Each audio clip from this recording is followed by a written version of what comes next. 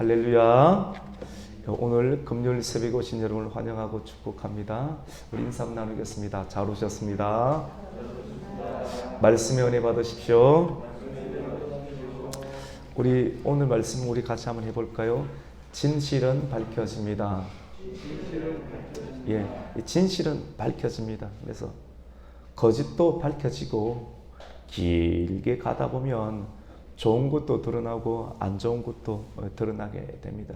반드시 다 드러나게 되기 때문에 우리는 진실의 편에 서는 그런 훈련과 연습, 어찌하든지 진실은 결국은 드러나기 때문에 이 거짓과 그 탐욕의 편에는 안 쏘도록 무진장애를 많이 써야 함이 옳을 줄로 이렇게 압니다.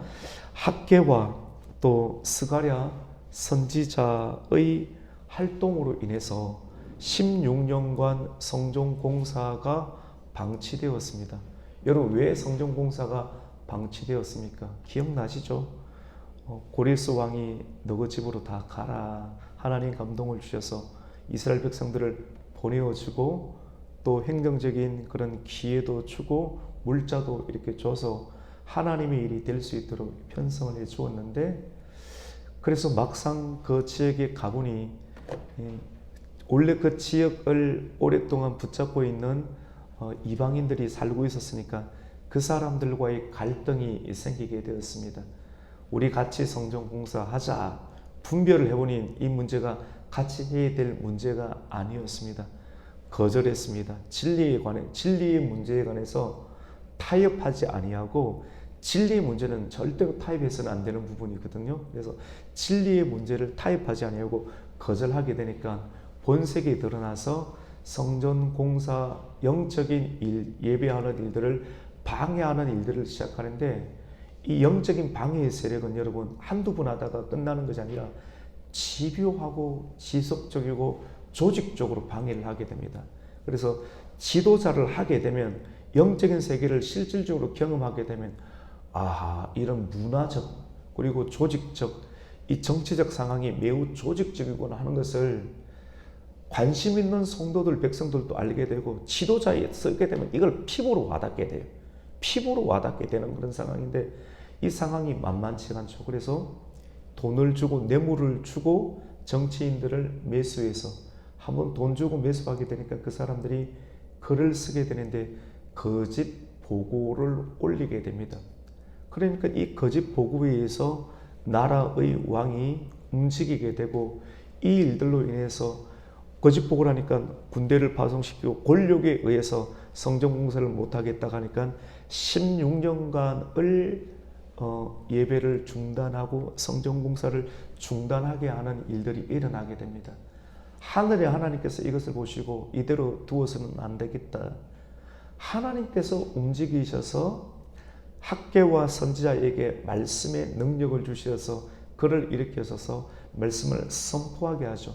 강력한 말씀, 가감 없는 말씀을 선포하게 하니까 총독 스룹바벨과 대제사장 예수와의 그룹들이 말씀을 받고 다시 마음에 뜨거움이 생겨서 성전 공사를 진행하게 합니다.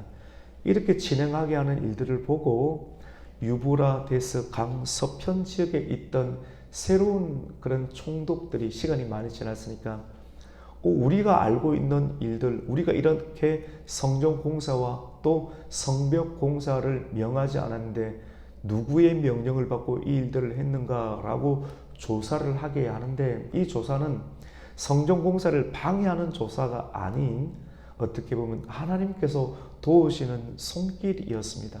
그 총독이 다떠네라는 그런 사람이었죠. 그래서 누가 이런 일들을 하게 했는가? 그래서 교회의 대표들이 그 이야기를 듣고 담대하게 믿음으로 그 명단을 내어주었고, 조사를 하는 과정 가운데서 담대하게 하늘의 하나님께서 우리에게 이런 일들을 하게 하셨고, 그리고 너희의 제국의 초기 대왕이었던 선왕이었던 고레스 왕이 우리를 보내어 주었고 성전 공사를 명하였고, 거기에 기초하여서 우리는 성전과 성벽을 이렇게 완공하게 되었다, 진행하게 되었다라고 말하니까 그 말씀을 매우 이스라엘의 편에 서서, 사실 여기서 이스라엘의 편이라고 하는 것은 진실의 편이었죠. 초기 러훈과 방백 러훈과 서기관 심세는 돈을 받고 뇌물을 받고 거짓 상소문을 올려서 오랫동안 침체가 되었는데, 새롭게 등장하였던 이러한 닷드네라고 하는 그러한 총독은 하나님의 편에 서서, 그리고 이스라엘의 편에 서서 그를 상소문을 잘 기록을 해서 이 상소문의 마지막 입장이 왕이시여, 다리오 왕이시여, 이 사람들의 말이 진실이라고 하면 분명하게 왕의 문서 창고나 보물 창고 가운데 고레스 왕의 칙령이 있을 터이니 꼭 조사를 해보시어서 이 말이 진상이 맞는지를 재조사를 의뢰합니다 라고 하는 내용이 어제까지 그런 내용이었습니다.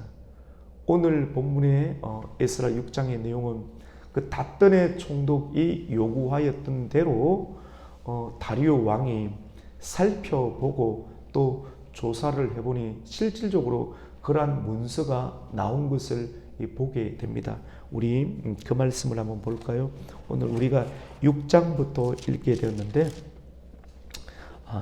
우리 6장 1절과 2절 말씀을 한번 읽겠습니다. 시작. 이에 다리오 왕이 조서를 내려 문서 창고 곧 바벨론의 보물을 쌓아둔 보물 청각에서 조사하게 하여 메데도 악메다 궁성에서 한 두루마리를 찾았으니 거기에 기록하였으되, 이렇게 정가를 올리니까 다리오 왕이 이제 조서를 내려서 신하들에게 문서 창고가 있는가 한번 찾아보아라 라고 이야기를 하지요. 그러니까 바빌론의 보물을 쌓아둔 보물 정각에서 조사를 시작하게 됩니다. 2절에 보니까 메데도 악메다, 우리가 그 메데 바사라는 말을 들어보셨죠? 바벨론이 있고요. 바벨론이 끝나고 난 다음에 같이 봅시다. 메데 바사. 메데와 페르시아 바사 나라가 처음에는 연합으로 같이 시작하게 되다가, 처음에 이제 고레스가 이렇게 시작을 했거든요. 나중에는 조그만 메데 나라가 없어지고 페르시아, 펄시아, 바사 나라가 전체를 이렇게 통합하게 되는데, 초기의 그런 나라가 메데 베사 나라인데, 오늘 2절에 보면 메데도 악메다라고 하는 것은 메데 지방이라는 뜻입니다. 메데도, 우리 예를 들어서 경상남도 이렇게 하는 것이 메데 지방의, 같이 봅시다, 악메다.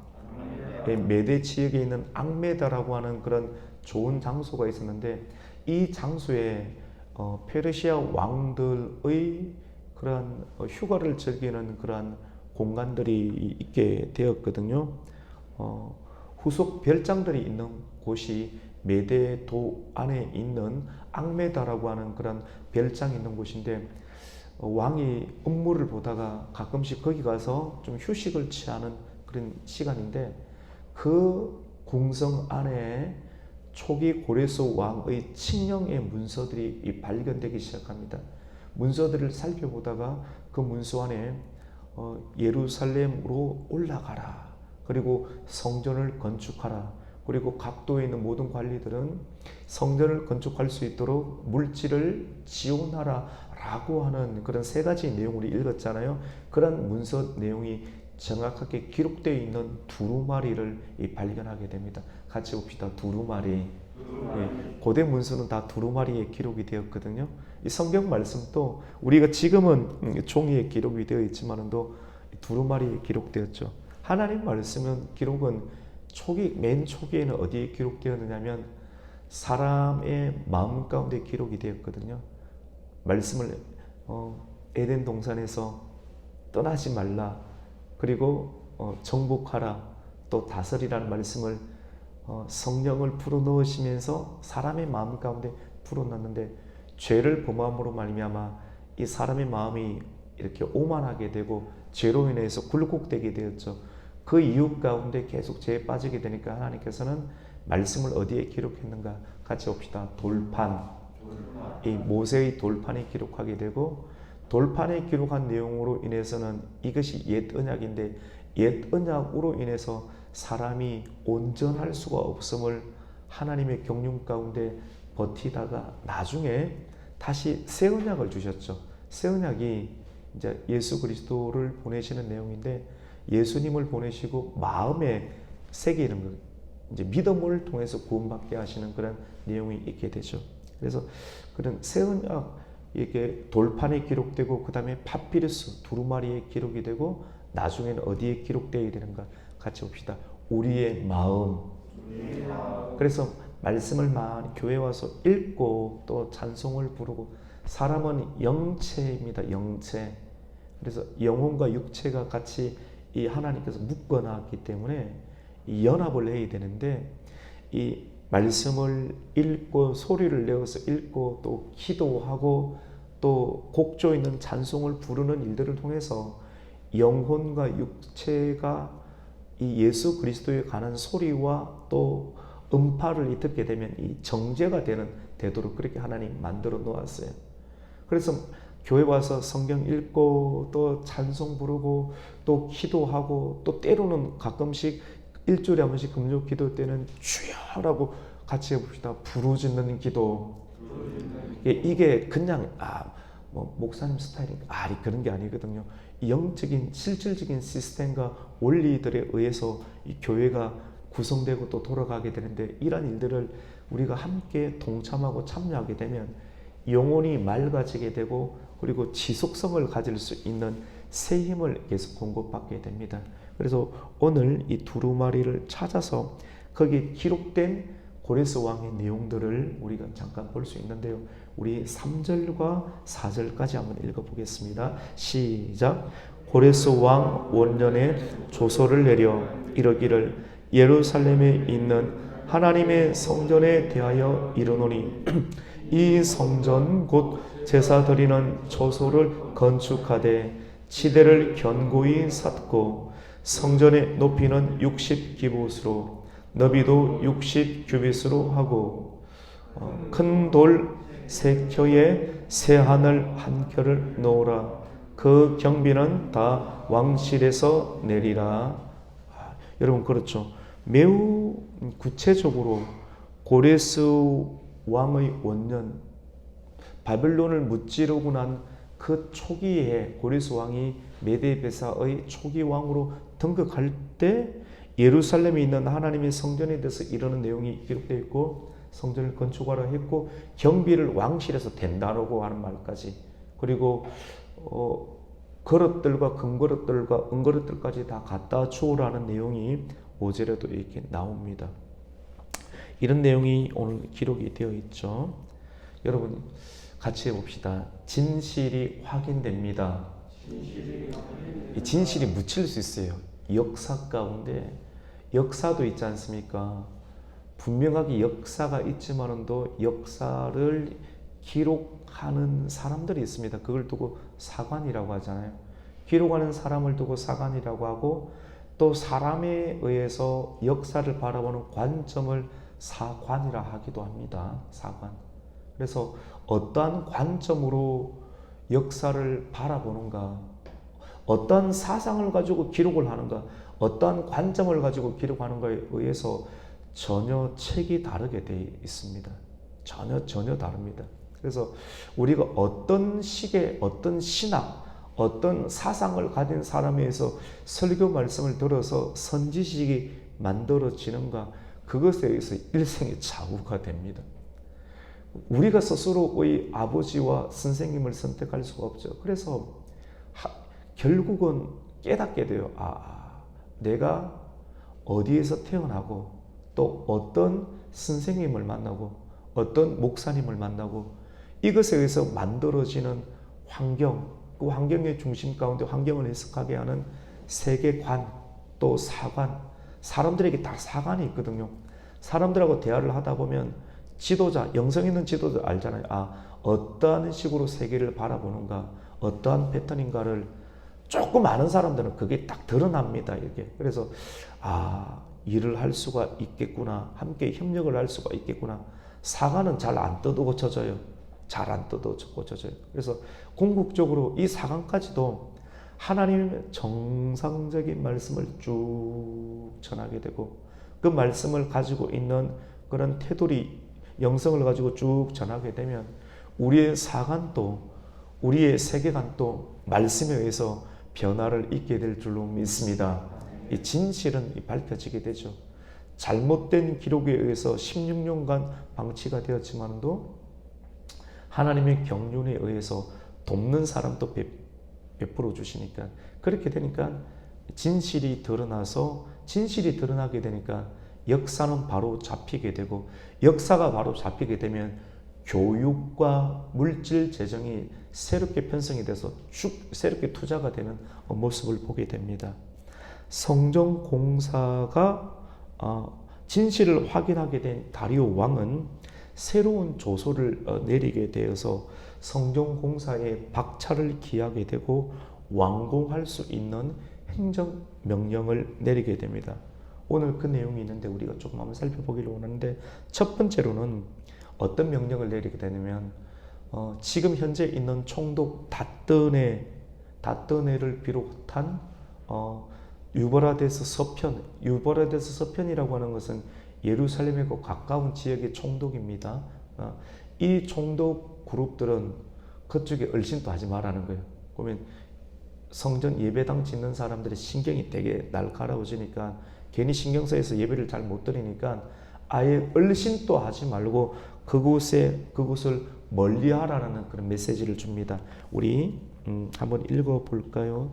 그 내용이 어디에 있습니까? 6절 말씀을 한번 읽습니다. 시작. 이제 유브라데 강 건너편 총독 다뜨네와 스달보스네와 너희 동간 유브라데 강 건너편 아바삭 사람들은 그곳을 멀리하여 얼씬도 하지 말고 좀 관여하지 말라는 거예요. 그 다음에 두 번째로는 성전 공사를 막지 말라고 합니다. 우리 7절 읽습니다. 하나님의 성전 공사를 막지 말고 유다 총독과 장로들이 하나님의 성전을 제자리에 건축하게 하라. 제자리에 건축하게 하라. 우리 같이 해봅시다. 제자리에 건축하게 하라. 제자리 있을 것이 있어야 됩니다. 우리 교회의 그런 비전이 있죠. 비전인데 제가 리트윗했어요. 이렇게 새롭게 이렇게 의미를 부여하는 부분인데 첫 번째는 세계 선교, 두 번째는 민족의 전도, 보편적인 모든 교회에서 하는 행동이기도 한데요. 의미가 다른 교회하고 좀 달라요. 저에게 주신 하나님의 마음들을 붙여서 이렇게 하는데 민족의 전도는 그냥 주변이 전도하는가 보다. 물론 그런 피상적인 형태이기도 하지만도 구체적인 마음을 좀 가지고 있습니다. 구체적인 마음. 그러니까 저희 교회는 하나님 은혜를 받아서 교회는 비전과 사명이 있는 크기만큼 결국 이루어지거든요. 믿으시면 아멘입니다. 진짜 그렇게 돼요. 정말 그렇게 된다니까요. 사람이 입을 크게 열고 벌리는 만큼 하게 돼요. 여러분 만약에 신앙생활 안 하면 뭐 할 거예요? 사람이 썩어지고 푹푹 처져 버려요. 새벽 안 깨우고 예배 안 드리면 할 거 뭐 있는지 아십니까? 죄 짓는 것밖에 없어요. 루즈해지고 푹푹 처져 버려요. 그래서 오늘 아침에 그 마음이 들더라고요. 이야, 이 예배 드리는 것 끊임없이 지속적으로 죽을 때까지 이렇게 드려야 되는데 영감이 계속해서 흘러나와야 되고 그리고 체력이 받쳐져야 되는데 이것이 하나님의 은혜인데 이거 기도해야 되겠다. 할렐루야. 오늘 아침에 우리 기도했잖아요. 여러분 우리 교회는 이제 평양향 가야 될 것 같고요. 그 다음에 개마고원 아십니까? 본사에 가보셨어요? 안 가보셨죠? 우리나라 지붕이잖아요. 맞죠? 저 북한 맨 끝에 꼭대기, 러시아 밑에 있는 꼭대기, 개마고 우리나라 지붕.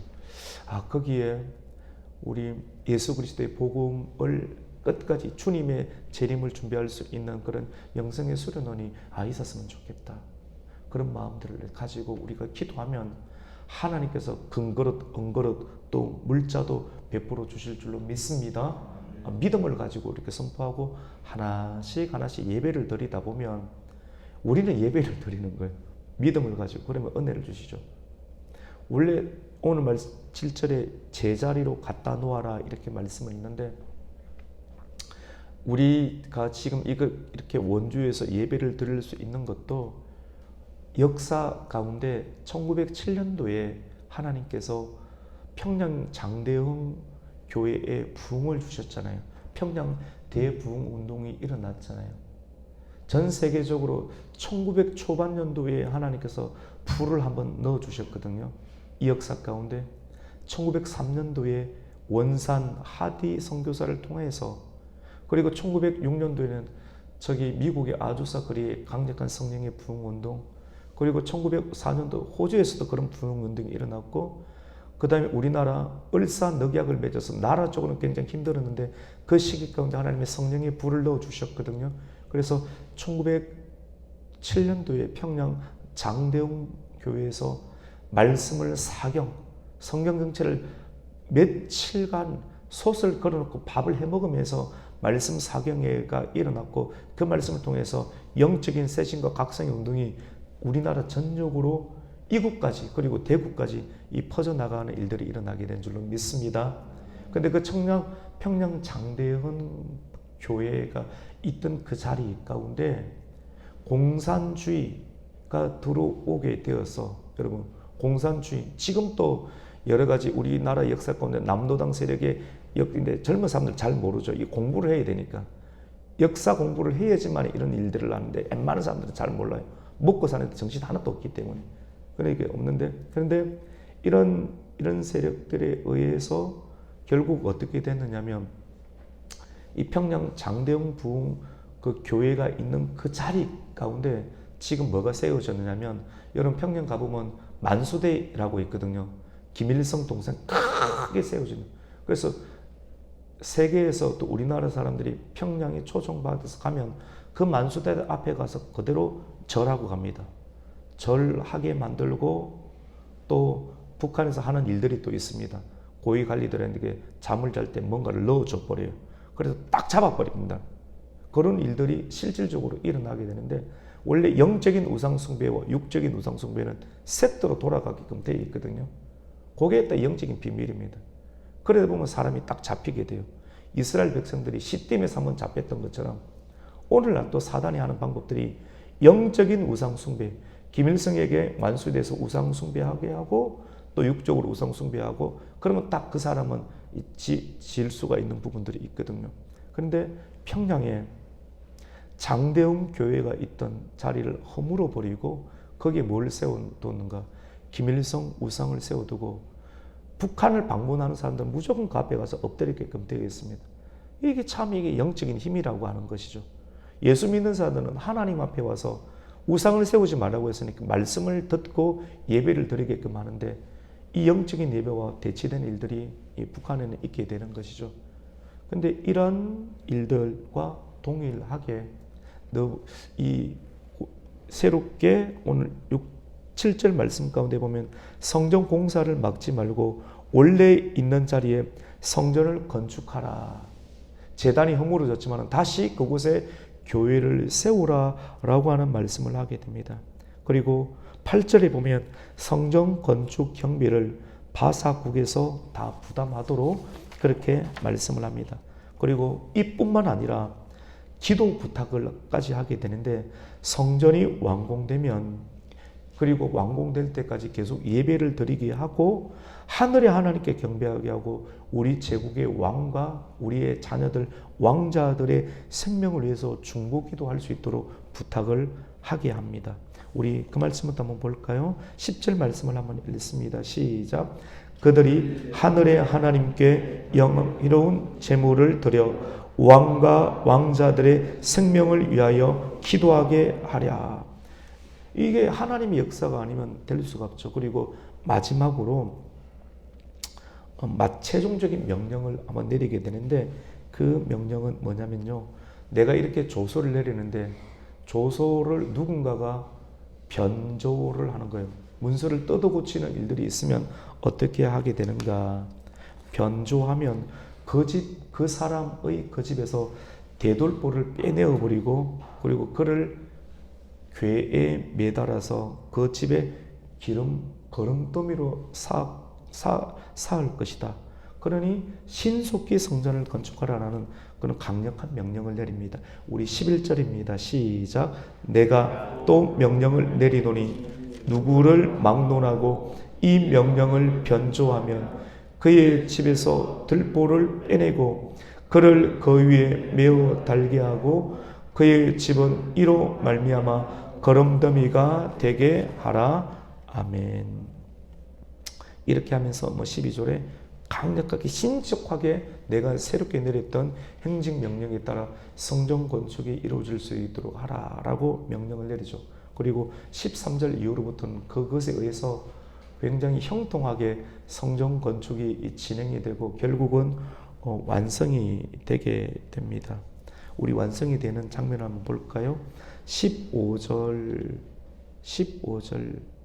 우리 같이 한번 읽습니다. 시작.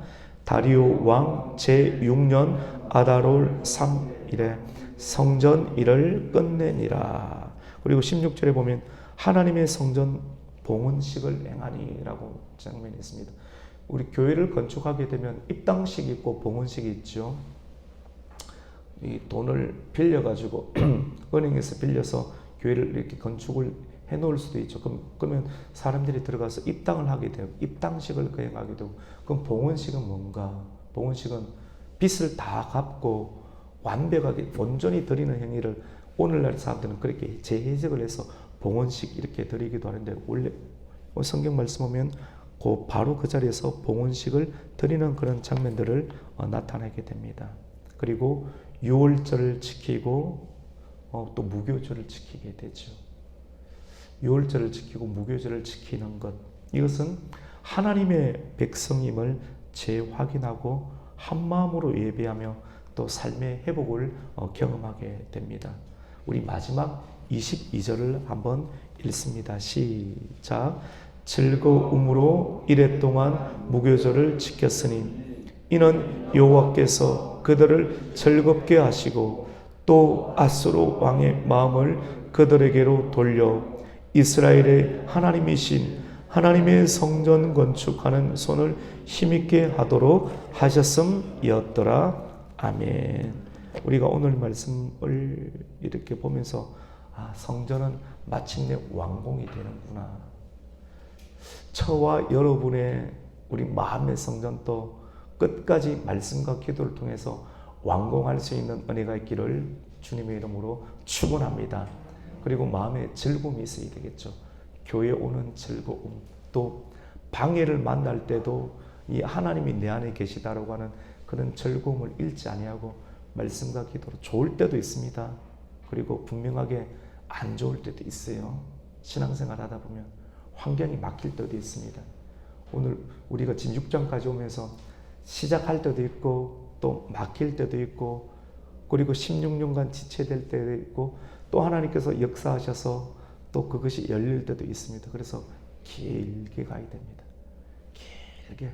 좋을 때도 가만히 있어야 되고 또 안 좋을 때도 포기하지 말고 끝까지 영적인 활동을 해야 되는데 우리가 이 1년의 과정을 통해서 말씀과 기도를 예배하는 즐거움을 가지고 또 오늘 우리가 마땅히 완수해야 될 사명들을 완수해낼 수 있는 저와 여러분 이 하루가 되시기를 예수님의 이름으로 축복합니다. 아멘.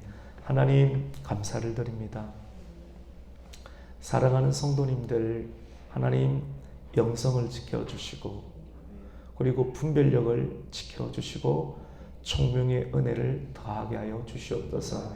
내가 만나야 될 사람, 좋을 때 마음 관리를 잘하게 해주시고 분별을 하게 해주시고 그리고 조금 지칠 때도 마음 관리를 잘하여 균일하게 우리의 눈과 체력이 떨어지지 아니하도록 균일하게 인생의 장기전 마라톤을 잘 감당할 수 있도록 능력과 지혜와 힘을 더하여 주시옵소서.